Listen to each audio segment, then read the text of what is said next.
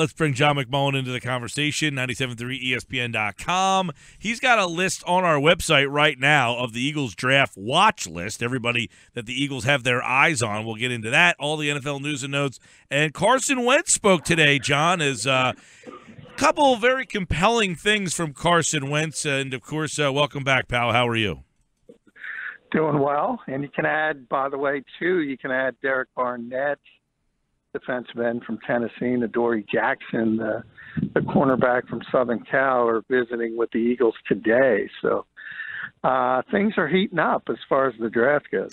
Sure is. And Carson Wentz, though, speaking today, kind of the big news with the Eagles, because he had a lot of really intriguing things to say. Number one, of which, hey, we got new toys here. And, he got the chance to really talk for the first time about those, Alshon Jeffries, Torrey Smith. Now, the one, Torrey Smith, he said he really hasn't even spoken or talking to really yet, but him and Alshon had a chance to go out to dinner.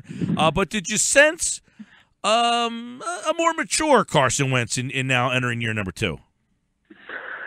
Well, I think a more cautious Carson Wentz, but I saw that developing throughout the year last year. You can kind of see from when he was drafted and came in, and he was kind of wide-eyed, and the Eagles hadn't gotten their hands on him.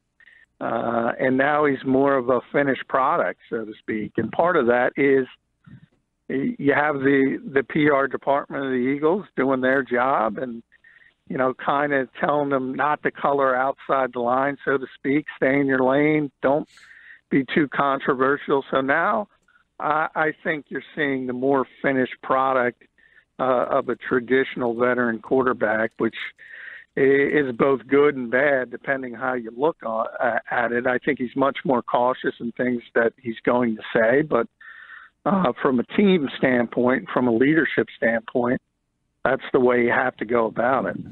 John, he talked about, the mechanics and working on his throwing motion. His footwork was a big topic of conversation, too, the mechanical issues. Was that something that the Eagles were kind of forcing him on, like that they wanted him to work on? Because he did mention that, hey, I'm not allowed to talk. Because it almost seemed like you guys tried to get him to slip to say, hey, yeah, I've been talking to the guys, but he stood up and said, nope, I haven't been able to talk or have any contact. But did they kind of relay to him that that's what we wanted you to work on? Well, that's the problem with basically all young quarterbacks coming into the NFL right now is mechanics. And, I wrote about that on FanRag Sports today. It'll go live a little bit later. And it's not just the Eagles. Obviously, Jared Goff from last year, even more so. He's a mechanical mess. And look, there were issues in the second half of the season as far as fundamentals go in Carson Wentz. And clearly it's something he had to work on. It's not something the Eagles have tried to hide. Basically, since the day he got here, Doug Peterson had been talking about mechanics and footwork and need to improve in that aspect of the game. The problem is, from the 2011 CBA, the current collective bargaining agreement, you're very limited in the time that you can spend with players in the off season. Today was the first day of the off season program, and look, and it's not just the quarterback position, but many positions: offensive line, pass rusher. Sort of personal tutors have become a cottage industry around the NFL. And the really, really great players, the ones who want to be great, are the guys who kind of seek out and do that extra work and try to work on their game, work on their mechanics, work on their fundamentals when they're away from their teams.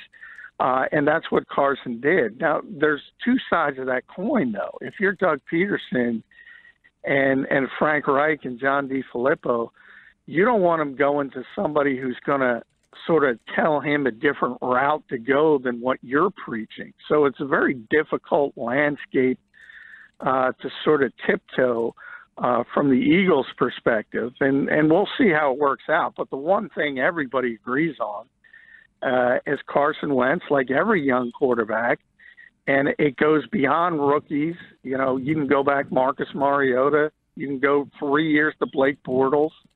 All of these guys are getting to the NFL with bad fundamentals, bad footwork. And you can look at it compared to Jared Goff. Carson Wentz is Drew Brees or Carson Palmer. He's that far ahead. But compared to Drew Brees or Carson Palmer, who are pretty much the best mechanical quarterbacks in football today, he's not comparable. And he needs to get to that point, and hopefully he can. John McMullen with us here on 97.3 ESPN. John, how do you think Carson being more familiar with the playbook may help him in year two? Does having a better grasp of the playbook then equate to a big jump in his production?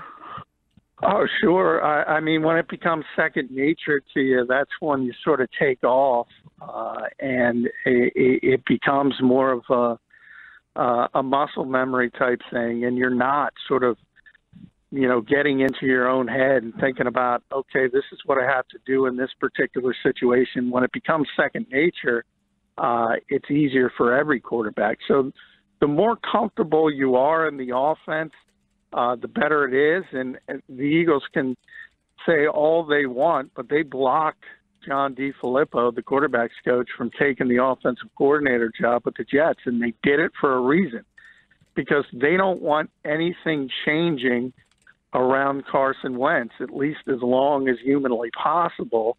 And they want him to be in this offense and get very, very comfortable with it. So it does become second nature to him. Sports Bash on 97.3. So, John, how about the role as a leader for Carson Wentz? Is that something that he embraces and excels at? Does he have that instinctually in his personality? And do you think that his teammates view this as Carson's team? Yeah, they do. And that was relatively early. He is a natural leader, and guys tend to follow him, and they believe in him. I don't think that's something you have to worry about. A lot of it is the position by nature, and you tend to grow up that way, because even in college, if you're the guy, you're the guy. It's just the locker room changing, and everybody knows this is his team as far as the Eagles go. And while he's not the most boisterous guy, he's not going to be braggadocious. He goes about it in a different way. But I think everybody in South Philadelphia knows this is Carson Wentz's team, and you better get on board. You better follow him. And I think for the most part, everybody does.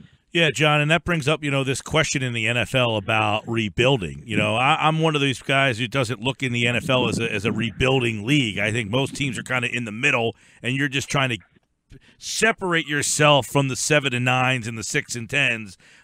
So do the Eagles, when you go out and get that quarterback, you have now pivoted. You've changed the direction of your team.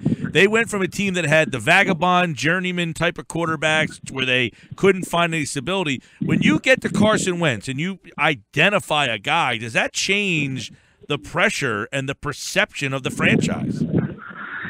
Yeah, I think it does, because I think we all look at this Eagles team and say they're not ready, and for the most part, I agree with that. But we look at that, when we look up and down the roster, we can point out holes and say this is the reason. They're not ready to be a Super Bowl contender. But I got news for you. If all of a sudden it kicks in for Carson Wentz and he becomes a truly elite level quarterback, hey, the Eagles are a contender. But it's simple as that. The other stuff will take care of itself.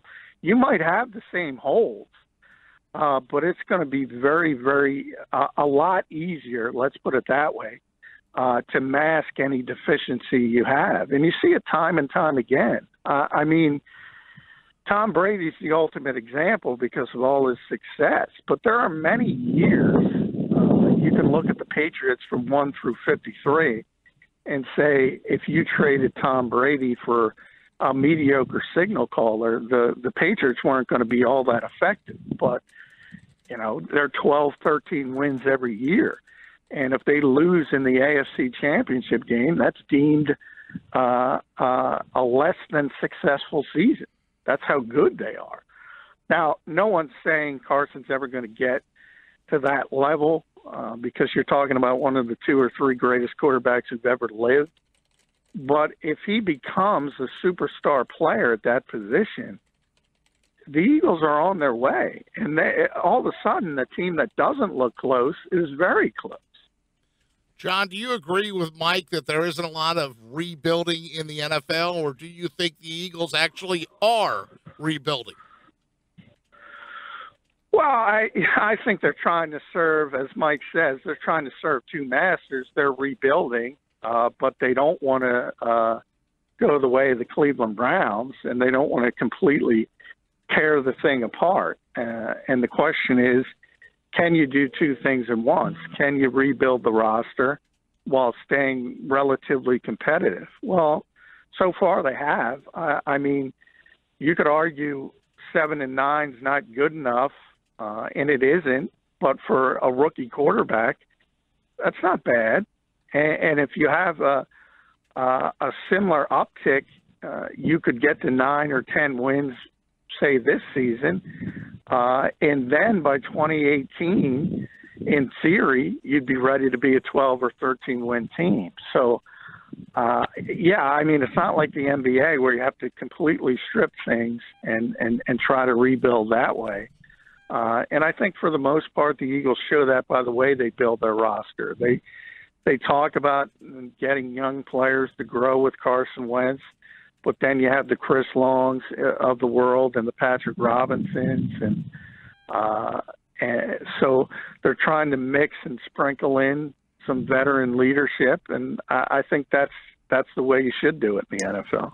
Interesting stuff today from both Carson Wentz and, of course, now John McMullen from 97.3 ESPN.com. Check out his piece online right now about the Eagles draft watch list and see which guys have been coming to visit the Philadelphia Eagles to give you some indication on who and what direction they could be leaning for the NFL draft. Let's take a look at some NFL news and notes as we get ready for this draft, but there is some other things out there as teams are having OTAs, mini camps all starting. How about Jay Cutler, though, where there's a lot of sentiment out there that Jay Cutler could be done, that he could retire? Yeah, and I've been talking about that for really since he moved on from Chicago. I think it was going to be very difficult for him if he didn't get a starting quarterback job to continue. And it's one of those things where he has to ask the question, A, do you want to be a backup? Because he's a guy who's made a lot of money in his career. He's not used to playing the game of football for less than what is a very, very good salary. And do you want to go to some place as a backup and be the plan B for much less money than you're used to? And the answer, I think, ultimately for him is going to be no. I'm not in his head. I can't say that with 100%. But it's tough for the ego. And it's not just him. We've talked about it with Adrian Peterson. We've talked about it with Jamal Charles. These big-name veteran players who are used to these large stipends, and all of a sudden they come to a point in a career where nobody's willing to sign off on the big-ticket item as far as they're concerned, and they have to either sort of take that blow and continue if they truly want to play professional football, or they could just walk away. And that's the thing about this generation, more so than the previous generation, is that a guy like Jay Cutler, who's, if you look at him from a historical standpoint, he's a mediocre starting quarterback in this league, but he's made a small fortune, which is different than it was a generation ago, where, yeah, you made a lot of money, but you probably couldn't afford to live comfortably for the rest of your life. You had to continue working in a different profession or try to find something else to do. Jay Cutler never has to do that. So to ask him to be a backup and play for $4 or $5 million, maybe something he's just not willing to do. I guess that kind of goes to maybe the perception that Cutler didn't have a large passion for the game to say, hey, I don't need to be involved in the game anymore. I made enough. I'm out. Like, whereas some guys might just say, I love playing. I want to stick around and help the young guy. And it doesn't seem that that's Jay's calling. Yeah, and that's a bigger issue with scouts as we get closer to the draft now more than ever, because you also have the safety issue coming in to the equation now. And players like Chris Borland, who are walking away from the game because of the concussion issue and the long-term health effects. So guys really have to, scouts in this league really try to figure out if a particular prospect has a love for the game and does want to play this game, because it's tough. It's difficult on your body. It's a grind. And if you don't want to be in it long term, it's very, very easy to walk away from. So that's one thing that's sort of thrown a curveball into the draft process, because that's difficult for anybody to ascertain if somebody really loves the game and is going to continue playing it. Yeah, and you got a lot of quarterbacks still out there. So if Cutler retires, does that move anybody up the list? Does that change, things for Kaepernick, RG3, or are these guys all, in your opinion, going to be without jobs when we get to camp? After the, once this draft is over, are they going to all of a sudden, all right, we went through the draft, now we have holes, let's fill? Or do you think those guys will not have jobs come training camp? Well, I think at this stage, it's better for them to wait, to be honest, because what you're doing, if you're a Jay Cutler, if you're a Colin Kaepernick, if you're a Robert Griffin, what you want is to wait for an injury, to be perfectly honest, and sort of the desperation of another team to say, we need something now, and we're going to give you a little bit more money than you could garner right now. Because right now there's not a spot for those guys. There just isn't. Everybody's got a plan. And if they don't have a plan, they're looking at drafting a quarterback later this month. And I often say everybody at this point thinks everybody's going to be great in the draft. You name it, you give me a name, they're going to be great. But when they get the mini camp and they get the training camp, all of a sudden the coaches go, you know what, this kid's not ready. And it's not going to be good if we have to put him on the field. And if that type of situation, the starter gets hurt, then you start to look at veteran options, and that's where maybe a Colin Kaepernick or a Jay Cutler could cash in. All right, plenty of draft stuff still to come here on the Bash, 97.3 ESPN. Don't forget, the Eagles Pick Your Trip. We'll have another chance for you coming up at 5 o'clock, and we'll give you our NFL Draft Day.